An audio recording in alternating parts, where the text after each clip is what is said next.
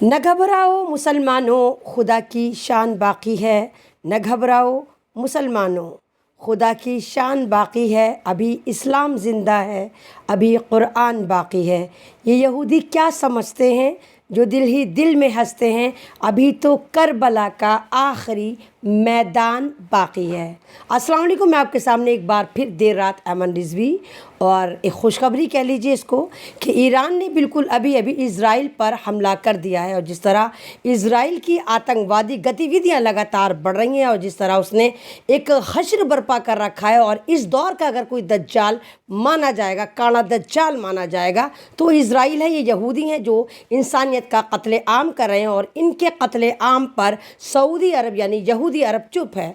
सुनने में तो ये आया कि सऊदी अरब ने यहाँ तक एक हैवानियत की हद कर दी कि उन्होंने कहा कि आप लोग फ़िलिस्तीन के लिए दुआ नहीं कर सकते, यानी कि दुआओं पर भी पाबंदी आयद कर दी। क्योंकि मैंने पहले भी वीडियो में लगातार आपसे बताया कि सऊदी अरब के जितने ज़्यादातर शेख हैं ये यहूदनियाँ लेके बैठे, इनकी लौंडियाँ, इनकी बीवियाँ लेकर बैठे, इनकी माँ, इनकी जो है वो सारी की सारी वो यहूदी, इनका आपस में ख़ानदान चल रहा है।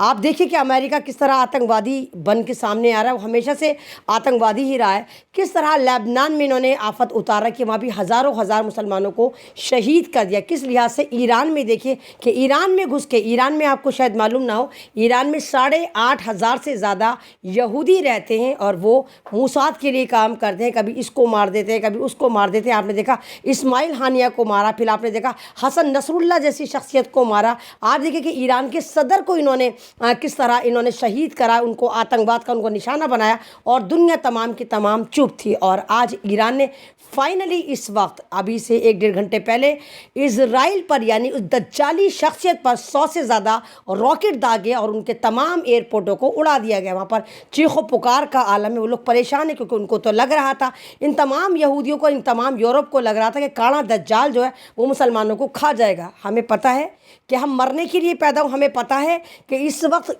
ये दौर जो चल रहा है ज़्यादातर मुनाफिकों का, मुशरिकों का, मुखबिरों का और दीन से दूरी का है। सिर्फ नाम के अहमदीन, मोहम्मदीन, फजरुद्दीन है, इनका दीन से कोई वास्ता नहीं होता। लेकिन फिर भी एक खुशखबरी है कि ईरान ने आखिर स्टैंड लिया और ईरान ने इज़राइल पर हमला करा। और हमें उम्मीद है कि इंशाल्लाह अब इस जंग में रशिया और चाइना भी कूद कर ये साबित करेंगे कि हाँ वो मुसलमानों के साथ खड़े हैं। और जिस लिहाज से अमेरिका आतंकवादी गतिविधियाँ कर रहा है लगातार, अपनी नाजायज़ औलाद उस काने दज्जाल को, इस दौर के दज्जाल को, इस दौर के नरसंहार करने वाले यहूदी मुल्क को लगातार हथियार दे रहा है। हमें उम्मीद है कि इन लोगों पे भी लगामें कसी जाएंगी।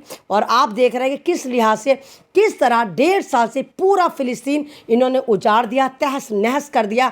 बच्चों को तो, बुढ़ों को तो, औरतों को तो, जानवरों को तो, हॉस्पिटलों को तो, मस्जिद को तो, तमाम चीज़ों को इन्होंने खंडर में तब्दील कर दिया। और उसके बावजूद ये लोग ये चाहते हैं कि अगर आतंकवादी गतिविधि में लिप्त करें तो ईरान को करें, यानी मुसलमानों को मार रहे हैं, लेबनान को मार रहे हैं, यमन पे हमला कर रहे हैं, इराक को ख़त्म कर दिया, सीरिया को ख़त्म कर दिया, लेबनान को ख़त्म कर दिया। और ये फिर भी आतंकवादी नहीं, ना मालूम वो कौन सा नेशनल इंटरनेशनल कोर्ट है जहाँ पर इनके ख़िलाफ़ कार्रवाई नहीं होती।